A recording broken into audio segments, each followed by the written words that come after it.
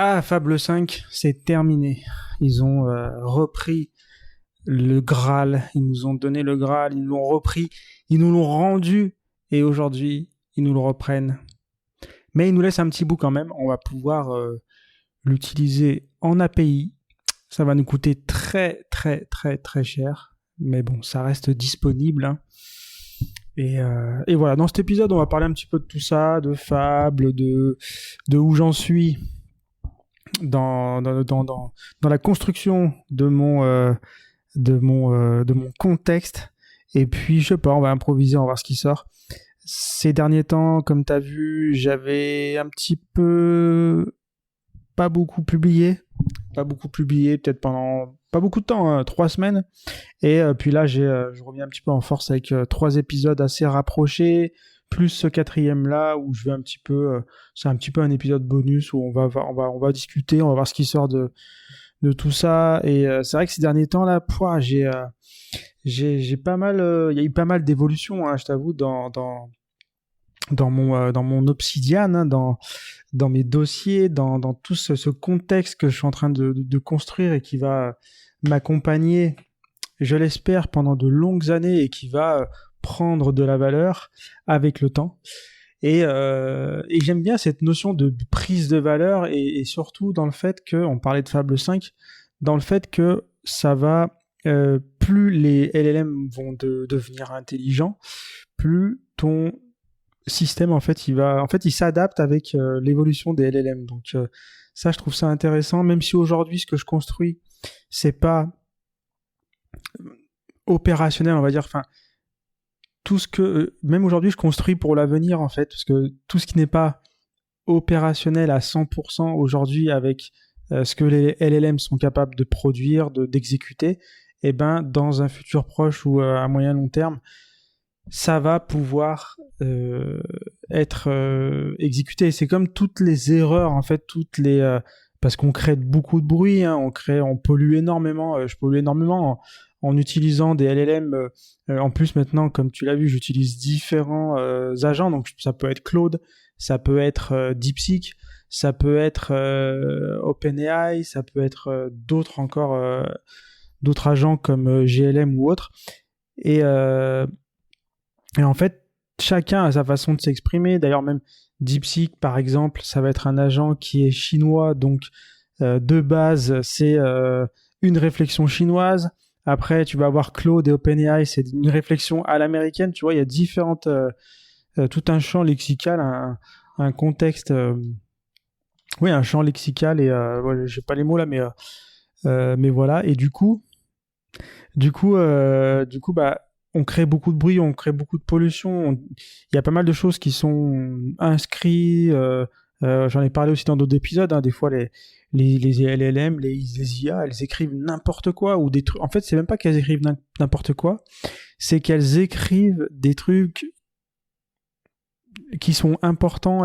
En fait, elle peut écrire le truc le plus important, le plus logique même, qui est le plus logique et le plus important. Elles vont écrire une phrase et un truc hyper banal, elles peuvent en écrire 10 phrases, un paragraphe complet, alors qu'en fait, même pas t'aurais eu dans l'idée qu'elle allait relever ça dans un de tes fichiers autres. Donc, c'est ça le problème, c'est que ça crée du bruit, mais en même temps, comme je te disais, même si... Enfin, grâce aux assistants, aux LLM qui vont de plus en plus être intelligents, normalement, à moins qu'on arrive bientôt à un plafond, hein. Mais un jour ou l'autre, si ce plafond il est explosé, si on atteint l'AGI, si on atteint voilà, des niveaux d'intelligence artificielle très élevés, eh ben, elles seront capables de, on va dire, nettoyer assez rapidement tout ce bordel, d'utiliser certaines compétences qui n'étaient pas exploitables, qui sont pas exploitables aujourd'hui telles quelles, mais que tu as quelque part dans un de tes fichiers ou autre, bah, plus tard elle va pouvoir compound, elle va pouvoir fructifier avec toutes ces données et donc voilà, c'est vrai que c'est un métier en fait maintenant.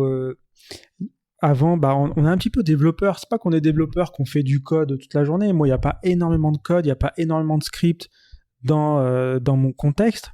Il y en a un petit peu dans mes skills, à certains endroits. Il y a aussi quelques applications que j'ai codées, mais j'ai pas énormément la plupart des choses qu'il y a dans mon contexte. Hein, ça va être des fichiers, des index, des agents, du texte, du contenu, etc.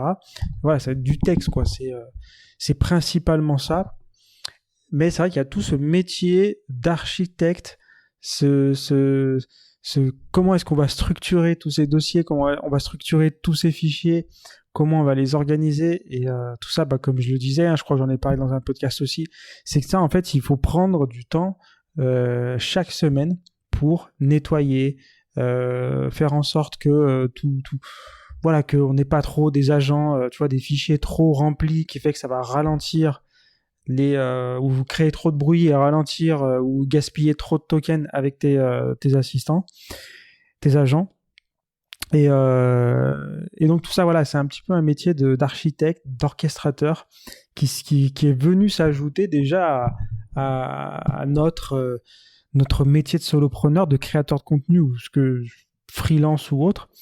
Et du coup, ça demande du temps et on voit, hein, ça crée une fracture. Il y a plein de créateurs de contenu qui laissent tomber, qui ont un petit peu découvert Claude Code. Quand c'est devenu, il y a eu un petit peu la hype Claude Code, tout le monde a essayé un petit peu sur le terminal. Et puis, tu as ceux qui veulent pas forcément laisser la main à une intelligence artificielle au terminal, donc aussi à ton ordinateur. Elle pourrait faire un petit peu n'importe quoi. Les gens, ils ont pas forcément envie de donner toutes les autorisations, de débloquer toutes les autorisations sur son ordinateur. Et ça, donc voilà, du coup, il y a ces personnes-là qui vont pas du tout prendre cette vague, mais qui vont quand même utiliser d'autres outils, comme faire du vibe coding avec d'autres outils, utiliser l'intelligence artificielle différemment, comme par exemple aussi, il y en a qui vont beaucoup utiliser Claude Cowork, qui est un petit peu pareil que l'utilisation de Claude dans le terminal, mais sauf que tu as un petit peu plus de limitations et du coup un petit peu moins de pouvoir, tout ça. Donc moi j'ai décidé vraiment d'aller à fond dans le truc pour comprendre, parce que je pense qu'on est vraiment sur une nouvelle compétence qui va devenir de plus en plus importante. Et du moins, voilà, j'ai toujours été un perfectionniste et j'aime bien aller au bout des choses, même si parfois je m'y perds, mais aujourd'hui quand même, voilà, je sais me cadrer, je sais aller mettre un cadre, fixer des objectifs, aller droit au but, essayer de trouver quelles sont les actions qui ont le meilleur levier pour ne pas perdre trop de temps. Et surtout, en parlant de temps, de se fixer du temps, ça te permet aussi d'être efficace. Parce que si tu te dis, je me laisse 2 heures pour faire telle tâche, et là, tu es beaucoup plus efficace. Alors que si jamais t'avais pas forcément mis un cadre temporel, t'aurais peut-être mis 3, 4, 5 heures, voire une journée, parce que t'as pas forcément de cadre. Et du coup, se mettre un cadre temporel, c'est aussi assez important. Et finalement, oui, on se retrouve à essayer de comprendre. Alors, je dis pas tout, hein, je connais pas par cœur, mais pas du tout par cœur tous les fichiers de mon contexte. Mais voilà, quoi, c'est quelque chose que je suis amené, j'essaye de comprendre comment est-ce que c'est organisé, j'essaye de comprendre. Parfois, voilà, j'ai pas le temps. Parfois, t'es là, t'avances, t'as pas le temps. Tu dis, tant pis, ça, je verrai plus tard. Et puis, tu peux même le noter quelque part. Moi aussi, j'ai tout un système, justement, où je vais avoir des chantiers, entre guillemets, à réaliser, justement, où il y a des choses où parfois, c'est un petit peu un dossier fourre-tout, tu vois, où tu vas mettre plein de bordel, de notes, des templates ou des frameworks que tu sais pas encore où classer. Tu vas les mettre au même endroit parce que ça correspond à un moment clé, à un moment T, à un moment donné, et à un instant T, hein, pas à un moment donné, à un instant T. Et du coup, voilà, c'est de temps en temps, faut revenir sur ces endroits où c'est un petit peu le bordel, où tu sais pas comment ça fonctionne, et il faut revenir creuser. Et ça, c'est une discipline, un effort mental, hein, ça demande beaucoup d'énergie aussi. Et donc consacrer 2 heures, une demi-journée, voire une journée par semaine à aller creuser, à jouer un petit peu l'architecte dans ton contexte, c'est vraiment important pour comprendre, progresser et continuer. Comme à un moment donné, on était tous à fond dans N8N ou dans Zapier ou dans Make, tous ces outils qui permettent de multiplier notre productivité. Aujourd'hui, on est tous sur l'IA, connectés à notre ordi, à nos dossiers, à nos fichiers, et qui permet de créer du code, des scripts, qui permet de créer des index, enfin tout un tas des employés, hein, comme les skills, hein, tout simplement, des procédures, des templates. Enfin c'est incroyable tout ce qu'on peut faire aujourd'hui, mais il faut vraiment mettre les mains dans le cambouis. Et je pense que voilà, tous ceux qui le font pas, à un moment donné, ils vont se retrouver face à un mur parce qu'en fait, ils vont pas pouvoir. Il y a un moment donné, ils vont pas comprendre. Alors, certes, comme je disais, les modèles, les assistants, ils vont devenir de plus en plus intelligents. Et forcément, ils vont être capables de nettoyer cette mémoire, de faire tout ce travail qu'on fait aujourd'hui manuellement, de nettoyer, de comprendre ce qui va pas, comment est-ce qu'on est plus sobre en token, comment est-ce qu'on est plus efficace, comment est-ce qu'on atténue le bruit, comment est-ce qu'on enlève tout ce qui se répète, les doublons, comment est-ce qu'on sélectionne ce qui est utile ou pas utile, les degrés d'importance, enfin tout ça. Plus ou moins, les IA elles vont pouvoir le faire petit à petit, mais il y aura quand même toujours, tu sais, ce côté, c'est à nous de prendre certaines décisions, quoi. Qu'est-ce qui est important, qu'est-ce qui n'est pas important. C'est un peu comme le truc du demain, la compétence, ça va être d'avoir du goût, d'avoir de l'intuition, de savoir qu'est-ce qui est important et pas important. Et ça, je pense que ça va peut-être mettre du temps à passer en mode automatique, quoi. Je pense qu'il faut continuer à être en mode manuel, à essayer de contrôler un minimum notre contexte, tous ces dossiers, tout ce qui nous aide, tous ces outils qu'on crée pour développer notre productivité, pour être plus efficace, pour être même plus compétent finalement, parce qu'on peut aussi développer de nouvelles compétences et aussi faire appel à des nouvelles compétences. Au travers de skills, au travers de templates, etc. Et donc je pense qu'avec le temps, on va avoir on voit déjà, de toute façon, quand il y a eu la fuite chez Anthropic, il y a eu une fuite je crois que c'était quand il y a eu la fuite de Claude Mythos. En fait, on a vu dans le code que Anthropic était en train de réfléchir justement à une espèce de mode de mémorisation, enfin de tri dans la mémoire. Comme un peu comme nous, on va dormir, tu vois, quand on dort, notre mémoire, elle trie les informations importantes, elle sélectionne, elle grave des informations, elle en oublie d'autres, etc. Tout ça, c'est en train aussi d'être mis en place par OpenAI, Anthropic, tout ça, c'est en train d'être mis en place. Et la problématique qui risque d'émerger avec ça, c'est qu'en fait on soit, tu sais, enfermé dans leur service, dans leur outil, et qu'on puisse plus en sortir, un petit peu comme à l'époque où moi je me souviens à l'époque je m'étais pour faire de la prise de notes, je m'étais mis sur Evernote. À l'époque c'était vraiment l'outil au top du top, on pouvait tout faire, c'était vraiment un super outil. Après c'est devenu une catastrophe, c'est devenu de plus en plus lourd, de plus en plus lent. Et la problématique que j'ai eue, c'était peut-être il y a, je sais pas, en 2020, un truc comme ça. Pour migrer Evernote, en fait tu peux pas, parce que c'est c'est .exen je crois, ou Ever, je sais plus. Enfin, on veut dire, en fait c'est un format propriétaire qui fait que tes notes elles sont lisibles que chez Evernote. Et ça risque d'arriver.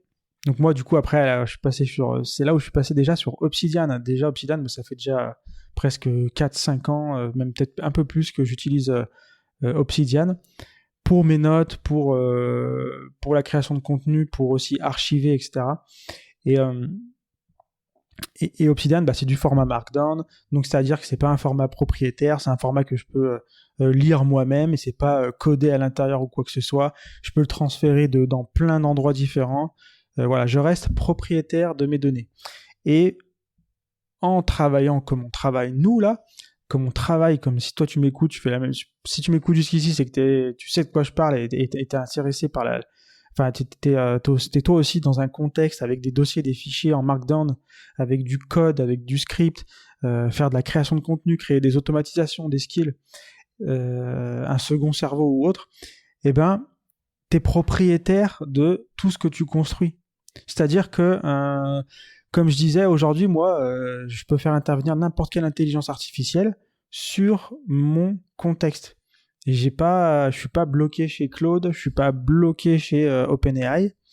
Et je crée aussi, parce qu'on peut aussi créer des skills, justement des compétences, on peut créer des outils qui nous permettent de faire ce travail de tri de la mémoire, etc. Tu vois, moi j'ai pas mal de skills où je vais auditer tous mes fichiers agents, où je vais auditer mes skills, où je vais auditer la sécurité, voilà, toutes les procédures que je suis en train de mettre en place, que j'améliore petit à petit, que je simplifie, que des fois aussi, assez souvent, je complexifie, mais pour une future simplification, on va dire. Et tout ça, c'est des outils que je mets en place aujourd'hui, que je me casse la tête à faire ça. Bon, après, c'est pas non plus... voilà, on est à l'ère de l'IA, en fait, on a juste à dire fais ci, fais ça, et elle fait à notre place, tu vois. Mais je veux dire, il y a quand même un truc où, voilà, il faut apprendre aussi à communiquer avec ces IA pour qu'elles fassent bien le boulot. Et donc, aujourd'hui, tous ces efforts que je mets en place, c'est quelque chose qui va à un moment donné payer, et où ça va me demander beaucoup moins d'efforts qu'aujourd'hui. Et au final, je serai propriétaire de ma mémoire, de mes données, de tout en fait. Tu vois, je serai pas comme en 2020 bloqué dans Evernote. Même encore aujourd'hui, j'ai plein de notes qui sont restées dans Evernote que j'ai pas pu transférer. En fait, j'avais genre peut-être 2000 notes, tu vois. Et j'allais pas toutes les copier-coller une par une dans Obsidian et tout. Donc du coup, j'ai dû laisser derrière moi toutes mes notes et partir sur quelque chose de nouveau. C'est bien aussi des fois de faire table rase et partir sur quelque chose de nouveau, mais je t'avoue, de temps en temps, je retrouve, je vais dans Evernote, je fais une petite note au hasard, il y a des trucs, bon, ça sert à rien, mais il y a des pépites qui sont cachées, et je me dis, putain, c'est vraiment dommage que je peux pas, j'ai pas que ça à faire de copier-coller note par note, quoi. À l'époque, je me rappelle, on m'avait conseillé de le faire à quelqu'un, tout ça, mais t'as pas forcément envie aussi de donner, tu vois, toutes tes notes. Puis ça coûte un peu. À l'époque, j'avais pas le budget pour ça. Et en plus, voilà, j'avais pas envie de donner toutes mes notes. Tu sais, il y avait peut-être des trucs perso, il y avait peut-être des. Enfin voilà, quoi. C'était un petit peu compliqué. Et bref. Finalement, j'ai laissé ça un peu de côté. De temps en temps, j'y retourne et puis je retrouve une pépite ou deux, je supprime une note ou deux. Enfin, c'est assez rare, mais c'est un truc sans fin. J'en ai pour toute la vie, quoi. 1000 notes. Puis encore, je dis 1000 notes. Je vais aller voir. Regarde. Je vais aller voir sur mon téléphone parce que je l'ai encore l'application. Et je vais te dire combien de notes j'ai sur Evernote. On se perd, ça y est, là, on est perdu. Donc Evernote, je l'ai encore. Moi. Déjà, il met 1 heure à se lancer. Voilà, ça prend la tête là. Alors que là, Obsidian, là, il se serait déjà lancé. Donc voilà, je suis toujours bloqué sur Evernote. Voilà, ça se lance. Nouveauté, publicité, des pop-up dans tous les sens, c'est devenu une catastrophe. Et donc en notes, j'ai 2415 notes. Donc je t'avoue, c'est compliqué. Hein. Des fois, il y a des PDF et tout. C'est un bordel. Donc aujourd'hui, je veux pas être bloqué chez Claude, je veux pas être bloqué chez OpenAI, ChatGPT, ce que tu veux.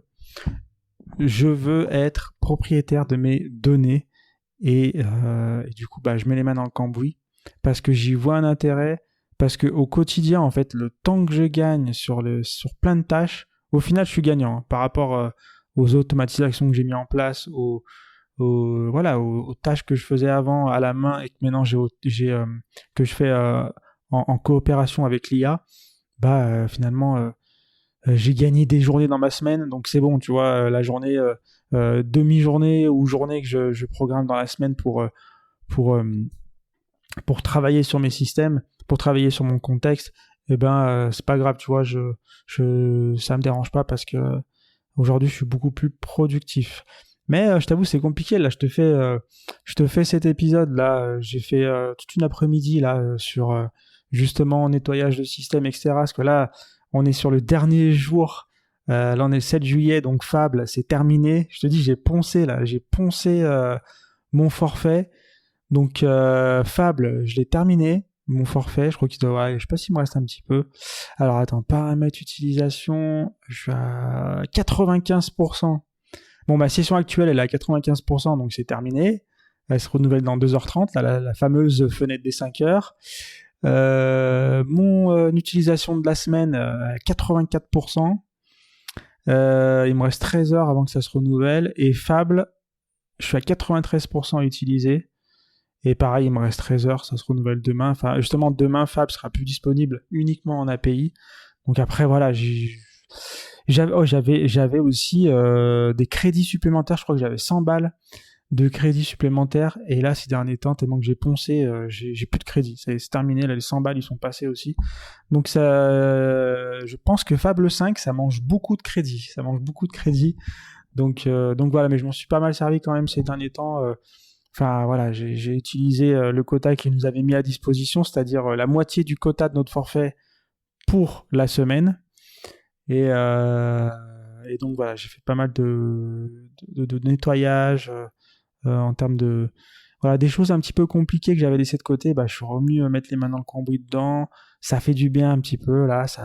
C'est un peu comme tu vas au garage, t'amènes ta voiture et il te répare tout plein de trucs. Tu la reprends, t'as l'impression elle est nickel, toute neuve, elle roule mieux et tout. Bah voilà. Là, j'ai fait un bon nettoyage, c'est bien reparti. D'ailleurs, ça t'intéresse, je crois que c'est l'épisode... Non, c'était il y a 2 épisodes de podcast où j'en parle justement de qu'est-ce que j'ai fait, qu'est-ce que je te conseille de faire. Si t'écoutes ce podcast-là, je vais le publier aujourd'hui, donc si t'écoutes avant la fin de la journée, bah, il te reste peut-être quelques heures pour utiliser Fable 5. Je suis désolé, je vais peut-être te faire passer toute la soirée devant les écrans. Mais voilà, je t'invite à écouter mon épisode, mon avant-dernier épisode. Et je te donne pas mal de pistes pour tout ça. Et puis voilà, donc gros nettoyage. L'aventure continue. On est... Ouais, ça fait déjà presque un bon 6 mois que je suis passé, que j'ai laissé... Même N8N, je m'en sers même plus. Hein, j'ai laissé tomber N8N, les automatisations et tout. J'ai fait full... Là, je suis passé en full Cloud Code. À partir déjà de octobre-novembre, j'avais fait un épisode où j'avais dit c'est bon, ChatGPT c'est terminé, il faut aller chez Claude, et ils sont en train de plier le game. À l'époque, je crois qu'on était sur Sonnet 4.5 à peine. On avait Opus 4.5 aussi, je crois, je sais plus en fait. Mais à l'époque, pardon, on n'avait pas, il n'y avait pas encore Cloud Code. Enfin, il y avait Cloud Code, mais moi, je m'en servais pas encore en mode... tu vois, c'était surtout les codeurs qui s'en servaient. Et moi, je faisais pas de vibe coding ni rien, ça m'intéressait pas. C'est après que je m'y suis mis. Et j'ai commencé vraiment à passer en mode, tu sais, second cerveau, tout ça, à partir de, je sais plus, en fait, début d'année, là, peut-être janvier, février. De toute façon, tu vas voir dans mes anciens épisodes. Donc là, voilà, on a bien avancé. C'était voilà, une sacrée aventure, pas mal de progrès, j'ai pas mal documenté aussi ma progression. Je suis content d'avoir fait ça aussi, d'avoir partagé ça. J'espère que ça t'a aidé si t'as écouté jusqu'ici. Et aujourd'hui je suis content, même si c'est pas parfait, comme je te dis, mais je pense que ça sera jamais parfait, c'est en constante évolution. Et en fait, comme je le disais dans un épisode, parfois il faut aussi savoir s'arrêter. Je pense que là je vais un petit peu aussi lever le pied, parce que j'ai pas mal Claude codé avec Fable. Et donc là, je vais lever un petit peu le pied. Et aussi, voilà, faut savoir aussi de temps en temps se faire plaisir, faire un petit tour de voiture. Tu vois, c'est un petit peu comme si on était des mécaniciens. Là, on était là en train de réparer notre truc toute la journée. Bah, de temps en temps, il faut savoir aussi, tu vois, resserrer tous les boulons, prendre les clés de la voiture et aller rouler un petit peu, la tester et se faire plaisir sur la route. Et du coup, bah là, peut-être que je vais créer un petit peu plus de contenu parce que c'est hyper simple. Tu vois, là, par exemple, là, je vais finir cet enregistrement. Je vais juste faire un petit peu de... Tu vois, j'ai coupé le début du podcast, je vais couper la fin. Je vais améliorer un petit peu le son. Et après, je vais balancer ça avec Claude Code. Il va tout me rédiger. La vignette, le titre, la description. Et j'ai juste à publier et terminer, tu vois. Et puis, c'est archivé. Il y a même des pépites qui sont récupérées dans mes épisodes. Qui vont permettre d'avoir des idées pour des prochains épisodes, qui vont me permettre aussi de construire une sorte de manifeste, où tu vois, d'avoir des piliers, quoi, tu vois, trouver des patterns, des punchlines ou même des patterns que j'ai dans mes épisodes, qui vont permettre aussi de comprendre qu'est-ce que je partage et qu'est-ce qui est important pour moi, tu vois, de développer un peu ce personal branding qui se développe petit à petit au fur et à mesure des épisodes. Hein. Ce podcast, l'ensemble de ce podcast, hein, il est c'est un peu, voilà, ça a été du jour au lendemain, je crois que je me suis dit, allez, je vais faire un podcast sur le soloprenariat, tout ça. J'ai commencé ça il y a 1 an, je crois, ouais, ça va faire un petit peu plus d'1 an. Et puis j'ai parlé un petit peu d'IA, j'ai un petit peu parlé de soloprenariat, et là, c'est vrai que ces derniers temps, là, ces 6 derniers mois, c'est gros tunnel avec Claude Code. Et, et voilà, qu'on a partagé pas mal de choses. Si ça t'a aidé, bah, n'hésite pas à t'abonner, à partager, à mettre un petit commentaire. Ça fait toujours plaisir d'avoir des retours, hein. Euh, voilà, après, voilà, je fais confiance aussi. Pour l'instant, il y a du monde, il y a des gens qui me suivent. Voilà, j'ai quelques petits retours, mais je pense que ça va continuer à évoluer et j'ai confiance à l'effet cumulé comme ça, tu vois, publier, et au bout d'un moment, ça va payer. Et puis on verra, peut-être que je proposerai des choses, hein. Je pense que aussi, ce qui est intéressant avec cette documentation là que je fais dans ce podcast, c'est que ça me permet de montrer que j'ai des compétences, tout ça. On voit mon évolution. Et après, voilà, les gens, s'ils se reconnaissent, tout ça, bah, après, ils me contactent et moi, je peux bah, apporter mes compétences et pourquoi pas développer une activité. Pour l'instant, c'est pas l'objectif, mais c'est pas dit qu'un jour, ça le soit. En tout cas, tu auras peut-être quelques liens dans la description pour me contacter, n'hésite pas. Et puis, on se retrouve bah, dans un prochain épisode. Et je suis curieux de savoir comment, toi, où est-ce que tu en es aussi dans tout ça, là, dans ce Claude Code, second cerveau, tout ce bordel. Quel outil tu utilises, à quoi ça te sert, comment est-ce que tu as progressé, est-ce que t'es... Voilà, n'hésite pas à partager. Et puis voilà, on se retrouve dans un prochain épisode. Allez, salut.